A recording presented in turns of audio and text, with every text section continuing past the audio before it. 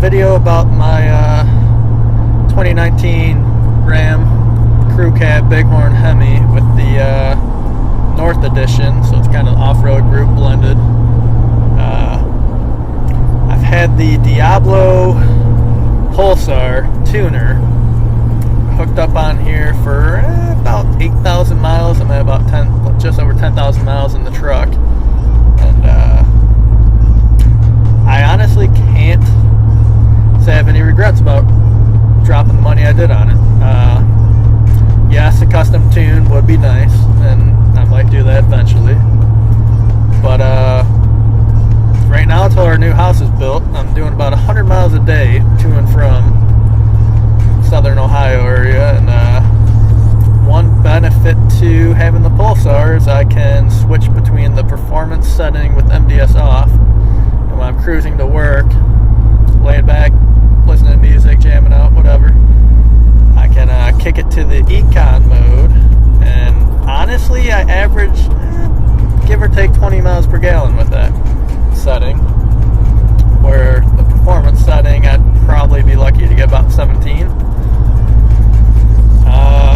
But yeah, it's a very smooth working system. It'd be really cool if they find a way to do custom tuning off it, because the shift on the fly through the tunes with the cruise control buttons is by far the most convenient thing I've had tuning wise over the years with multiple different types of cars. You don't have all that downtime of uploading one tune and then the 10 to 20 plus minutes it takes to download it, and then if you want to go back to another tune, you don't have to do, reverse it and all that downtime, where you can literally just push the cruise control button and you can be in stock, you can be in econ, tow mode, MDS off, performance MDS off, and yeah, it definitely does the trick.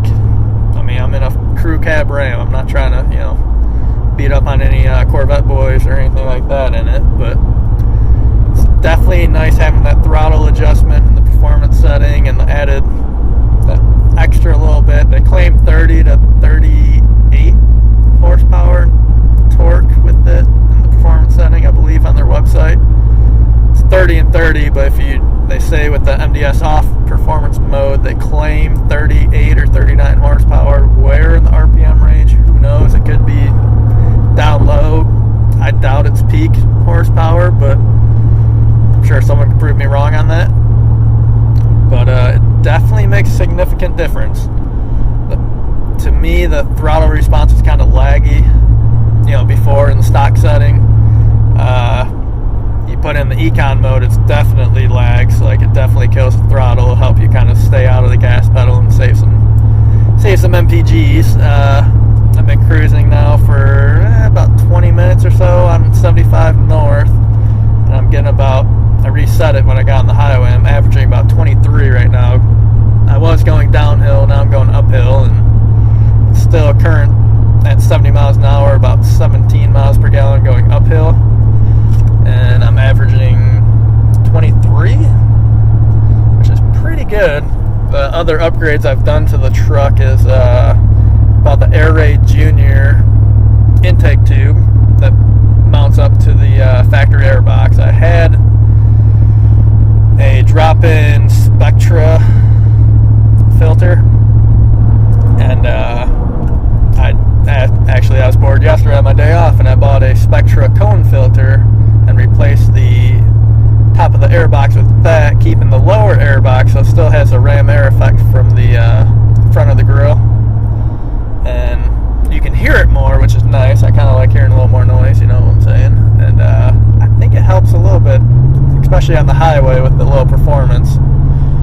Not sure if it'll affect my gas mileage. Maybe it'll help a little bit. You never know. Sometimes they do on a small scale. And then I got the Carvin, I think the competitor muffler. I deleted the big trash can muffler, which is enormous. And I put the Carvin kit, just the muffler in. It was kind of a used kit someone put on their dad's truck and didn't like, so I had to kind of modify it to work again, even though it had the hangers, but they kind of hacked it off instead of taking it off the right way, but the press was right. And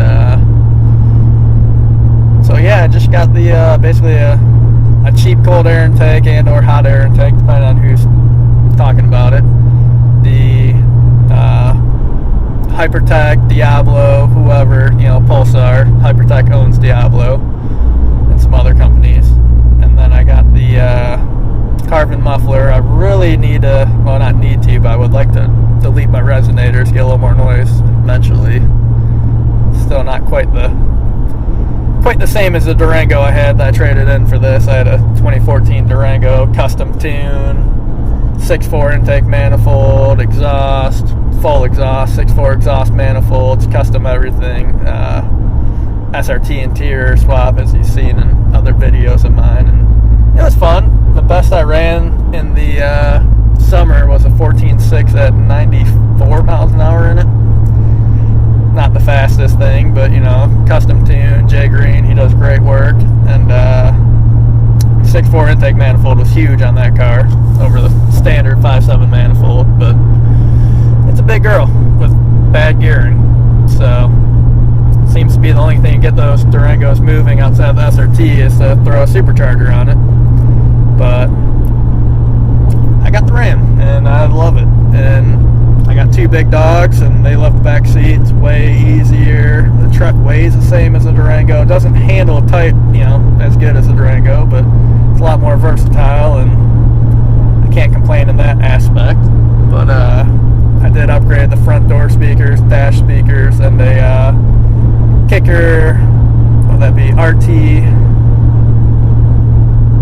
shallow 12-inch subwoofer with the Alpine 501 amp. Sounds pretty good, I'd say. Hits pretty hard for being in a shallow down-firing box, and the dash speakers made a huge difference in audio quality. The door speakers help, but not as much because they pretty much fire off into your leg, but definitely recommend door speakers. But here's a little clip.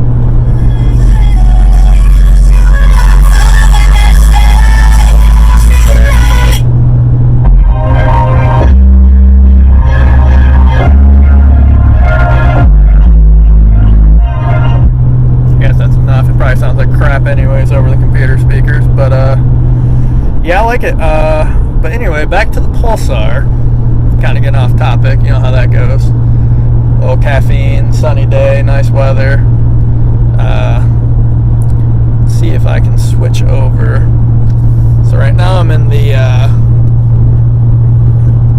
Econ mode. The moment I switch to the performance, you can really feel the RPM change even without me taking my foot off.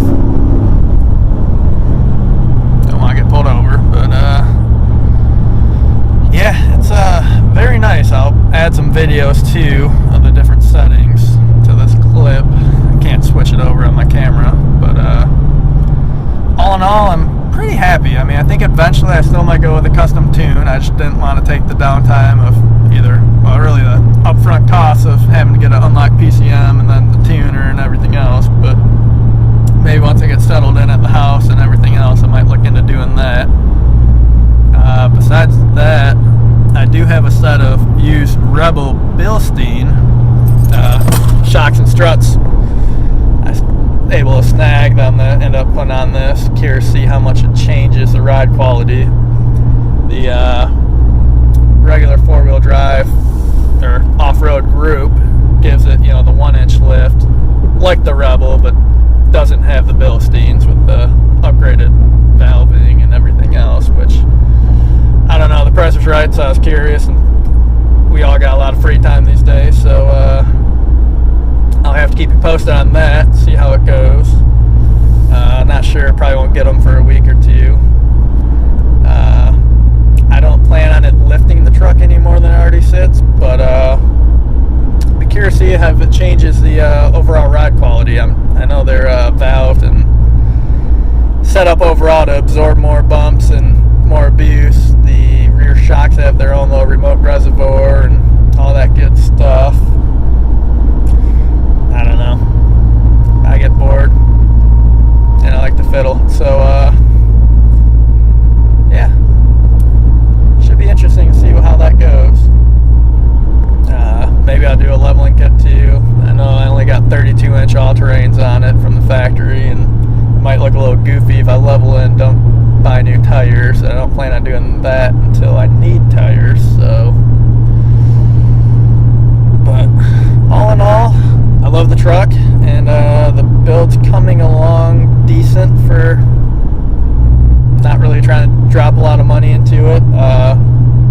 I did remove the front bumper lower plastic, little arrow, and the drop down diffuser that drops down when you go over 35 miles an hour. Disconnected all that just for a more off-road look and a little more ground clearance up front. And it does not throw any check engine lights or anything, so you don't have to worry about that if you do decide to take that off. I'll try to throw a picture up on here too so you can see. But yeah, I think that's it, and I'll get some clips of the some pulls and whatnot of the Pulsar, and yeah, take it easy. What's going on, everybody?